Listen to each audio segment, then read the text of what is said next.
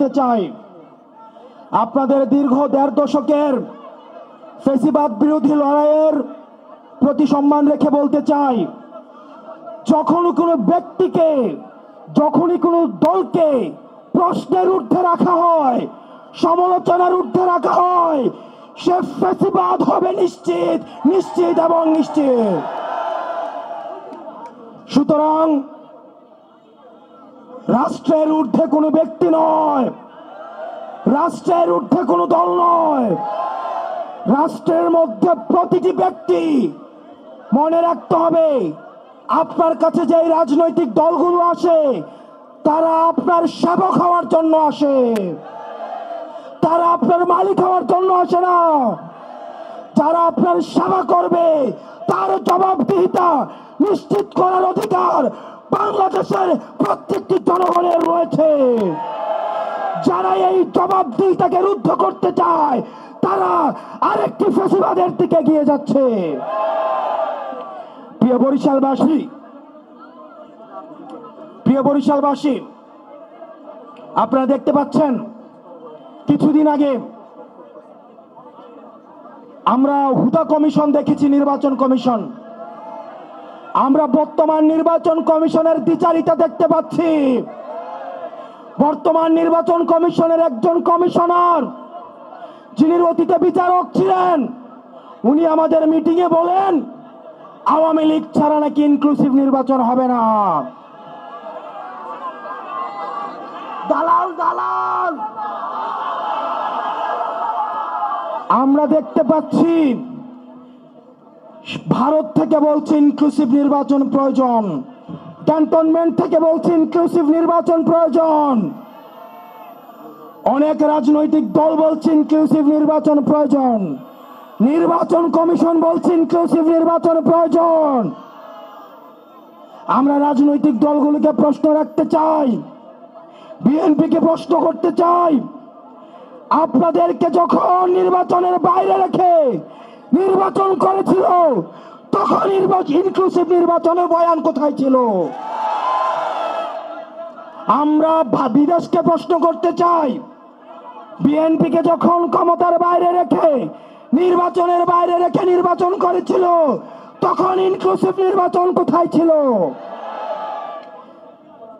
নির্বাচন কমিশন ভুলে যাবেন না, শহীদের রক্তের উপরে দাঁড়িয়ে আপনি নির্বাচন কমিশন গঠন করেছেন। আপনি যদি ইনক্লুসিভ নির্বাচন আওয়ামী লীগকে মিন করে থাকেন, হাসিনা গেছে যে পথে আপনারাও যাবেন সে পথে। দেখছি নির্বাচন কমিশনের আরো দ্বিচারিতা, সিম্বল অফ ফ্যাসিজম নৌকাকে তারা আবার প্রতীক হিসাবে তালিকাভুক্ত করেছে। এই নির্বাচন কমিশনের রিমোট কন্ট্রোল কি ভারতের থেকে নিয়ন্ত্রিত হয়? এই নির্বাচন কমিশনের রিমোট কন্ট্রোল কি সেনাবাহিনী থেকে নিয়ন্ত্রণ হয়? অনীতি বিলম্বে এই সিম্বল অফ ফ্যাসিজম নৌকাকে তালিকাভুক্ত থেকে বাদ দিতে হবে। আমরা নির্বাচন কমিশনের আরো দ্বিচারিতা দেখছি। আইনগত কোনো জটিলতা না থাকা সত্ত্বেও শুধুমাত্র একজন নির্বাচন কমিশনার বিরোধিতার কারণে শাপলাকে প্রতীক হিসাবে বরাদ্দ দিতে গড়িমসি করছে। প্রিয় বরিশালবাসী, নির্বাচন কমিশনের আরো ত্রুটি রয়েছে। আমরা বলেছিলাম যারা নির্বাচনে অংশগ্রহণ করবে তাদেরকে অবশ্যই সশরীরে এসে আমাদের নির্বাচনী হলফনামা জমা দিতে হবে। কিন্তু আমরা দেখতে পাচ্ছি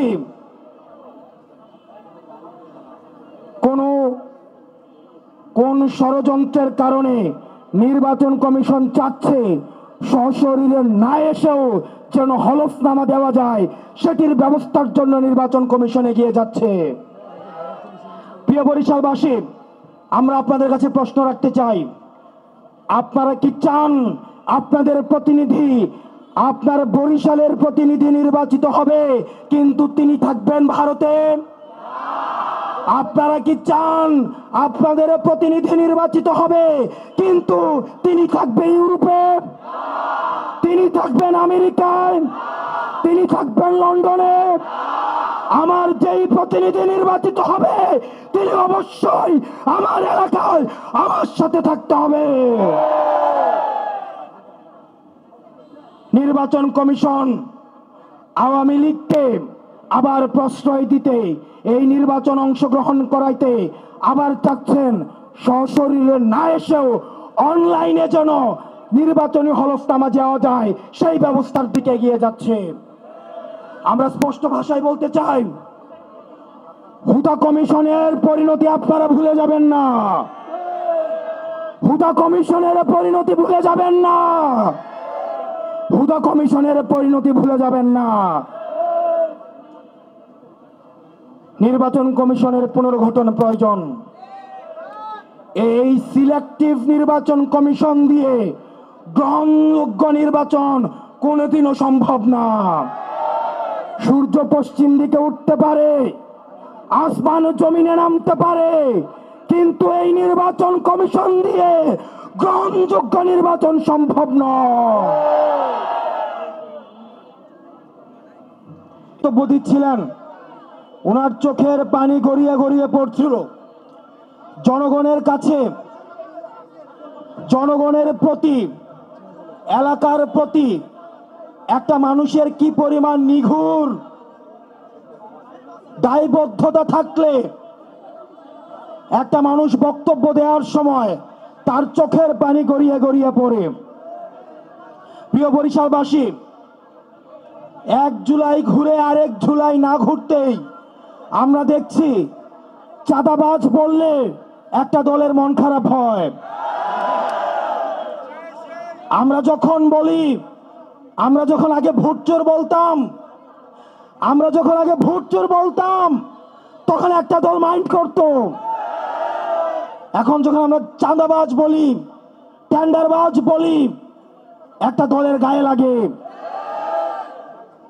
আমরা শুনতে পাই অনেকেই বলে, থাকতে যদি চাও জিন্দা, দিতে হবে চান্দা। প্রিয় বাংলাদেশের ফ্যাসিবাদ বিরোধী রাজনীতিবিদ, আমাদের ফ্যাসিবাদ বিরোধী রাজনীতিবিদের প্রত্যেকজনকে আমি আহ্বান জানাবো, আপনারা দীর্ঘদিন জনগণ বিবর্জিত ছিলেন, আপনারা জনগণকে চিনেন না এখনো। গত 1.5 দশকে জনগণের মনস্তত্ত্ব পরিবর্তন হয়েছে। তারা আর কোনো গোলামি চায় না, তারা গণতন্ত্রের মানুষ কন্যা দেখেছে, তারা আর গণতন্ত্রের মানুষপত্র দেখতে চায় না।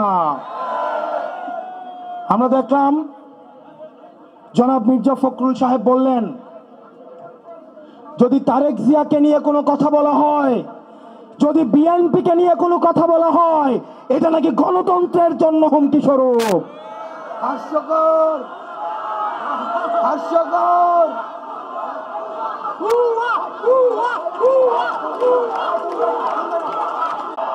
প্রিয় বরিশালবাসী, আপনারা ভালো থাকবেন, সুস্থ থাকবেন, কোনো ভয়ভীতি আপনারা পাড়ায় পাড়ায়, ওয়ার্ডে ওয়ার্ডে আপনারা এনসিপির কমিটি গড়ে তুলুন, আপনাদের এনসিপির সাংগঠনিক বিস্তার আপনারা তৈরি করুন।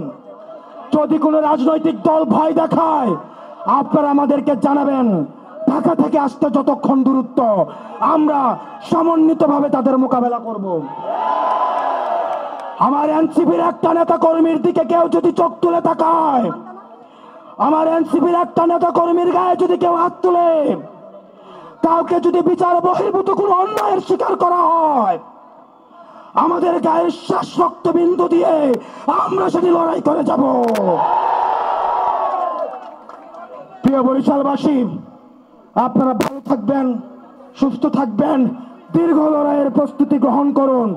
আমরা জেলে যাব, ফাঁসি আমাদের গায়ে রাখতে পারে, আমরা ফাঁসিতেও তুলতে পারি, কিন্তু এই বাংলাদেশকে আমরা আর বিক্রি করতে দিব না।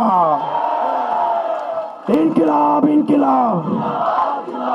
এনসিপি এনসিপি ক্ষমতা না জনতা, আপোষ না সংগ্রাম, দালালি না রাজপথ, ইনকিলাব ইনকিলাব।